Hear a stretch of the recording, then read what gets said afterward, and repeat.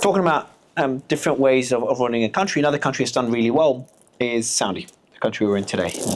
You've got Project 2030 that everyone's just waiting for, which you're an investor in. Your head of investments told me that about 40% of your investments are in Saudi, is that correct? Yes. We have, a lot of investments in Saudi Arabia, United States. Yes. Can you tell me more about that journey to bring Saudi? So when I was asked by Her Highness Princess Lamia about my thoughts on Saudi, I'm like, it's a completely different country. Yes. And just so quickly, and she said the same thing. She said it just, every morning she wakes up and there's something new.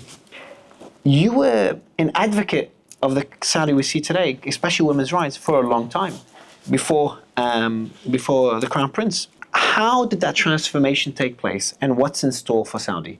Look, Saudi Arabia, before 2015, when King Salman took over, between, I would say, 2005, 2015, we stagnated.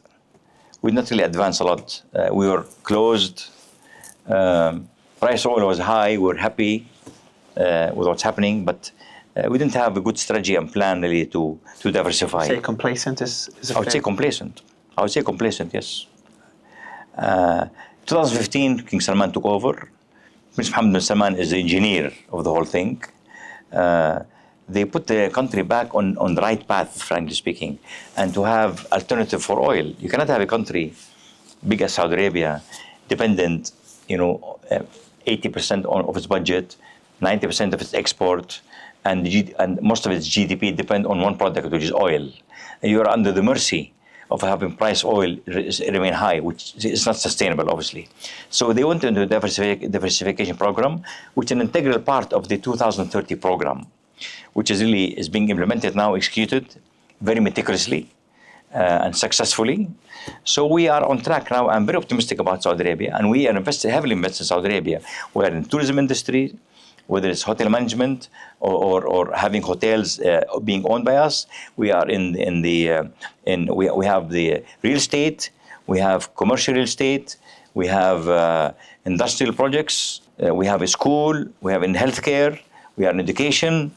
We are almost all sectors of Saudi Arabia right now. The Crown Prince has been very progressive in transforming Saudi. And some examples is women's rights, lifting the ban on women driving, allowing women to obtain passports, travel.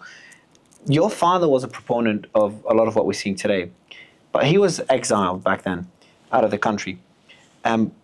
You were a proponent of a lot of the same values, and we saw a lot of these materialize. What changed in Saudi? Is that complacency changing? Is it just Western influence? Why do you think that the response to your father's values was so different to the response to yours? No, Prince Talal was not exiled. Prince Talal left Saudi Arabia because he had certain demands at that time, and they were not fulfilled. So he just left. But then he came back, and he was assimilated and be part of the system. Now, as my point of view is that I have access to the government. I have access to the king, who's my uncle. I have access to Crown Prince Mohammed bin Salman. I have access to all ministers, all 100% of them. I deal with them, interact with them, so communicate. And if I have any view, I discuss it with them, debate it with them. And actually, I will give you a list right now of, I had almost 20 demands from Saudi Arabia before 2015, and they're all met. And I'll give you a list of these demands. And who drafted that list? Oh, you drafted it. You had demand.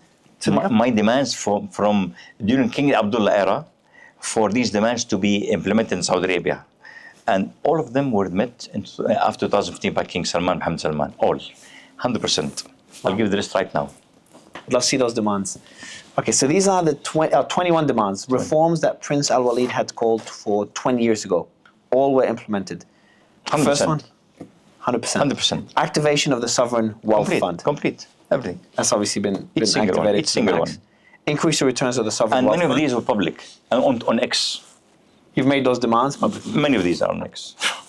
So, and you've played a role, I think Kingdom Holdings played a role in the second one, increasing the returns of the Sovereign Wealth Fund, because you co-invested a lot. Reduce the government's dependence on oil. PF is invested with me also in Kingdom Holding. Oh. Yes, Oh, the government, 16% own. So that means the government indirectly owns the stake in X, XAI, Meta. Indirectly. Reduce the government's dependence on oil. That's in progress right now with Project 2030. You're an investor in Project 2030, obviously. We are part of 2030. Diversification of financial resources, exploration of mining, Aramco IPO, congratulations, I know it's years ago. Control of government expenses. So how's that going? Can I stick on that one? Because obviously it's another tricky position is controlling government expenses, but at the same time you want to make sure the public is not impacted too negatively. Well, I mean, costs were really out of control, and now they really control them a lot better now. Okay, so it's been going very smoothly so far. It's in progress as well, correct? Yeah. Stopping the overconsumption of fuel, tackling unemployment issue. What's the unemployment now in Saudi? Now, at the peak was 13, 14. Now we are just around 7.2. Oh, wow. Can you elaborate on point 10? Saudization. Saudization. Before, many Saudis were out of work. I mean, they were not part of the system. And big part of Saudization is having women being accepted in the society. Women could not drive first. Women could not be hired for certain jobs. Now, equality. Big part of the Saudization really is to have women being assimilated, approved, and accepted in the society, and that happened. Did you face a lot of resistance when you did open up the country to things like concerts, for example? Yes. I mean, we have the biggest concert company, Rotana. Before there was resistance, but now part of the system completely accepted completely. I used to be criticized on X. Whenever I used to tweet on anything, people would say, why have concerts? No concerts. But now, after the openness of Saudi Arabia and the acceptance of the concerts and having singers sing in Saudi Arabia, that's it. There's no more taboo anymore right now. You've got the tackling of the poverty issue, number 11. Number 12, gender equality, which we've talked about. 13, we have a program, for example, anti-poverty. We have a program, 10,000 cars, 10,000 houses for the poor people in Saudi Arabia. And this has been executed jointly with the government. And we have a program to give away subsidies to many of the Saudi that are in need. Huge problem. You see all this in the paper I gave you here. Yeah, I think your philanthropic. Philanthropy is an integral part of our ecosystem and values as well. Yes. And that would, going through everything you're doing, all the initiatives they will take an hour. Gender equality. Yes. For example, here on this floor, 55% are ladies. 55, not 50. Waleed Foundation that is involved in philanthropy, 100% 10 Saudi ladies. My office, my home, 100% leadership ladies. My life is the same. Completely. And it's by quota. No discussion. By quota. Execute. Sometimes you discuss things, but you have to do something by force. And this was done a long time ago, because if you give them a chance, they say, just do it. So essentially kind of led by example. You wanted those values implemented in the country, you did them within your organization. Happened. I'm not here to say, try it. When you test it and it's successful, just do it. Allowing women to drive, allowing women to work in all areas. My daughter was the first lady to drive in Saudi Arabia. Oh, wow, I didn't know. It's on Twitter also. I didn't know. I would have loved to be where she now. We were 11:59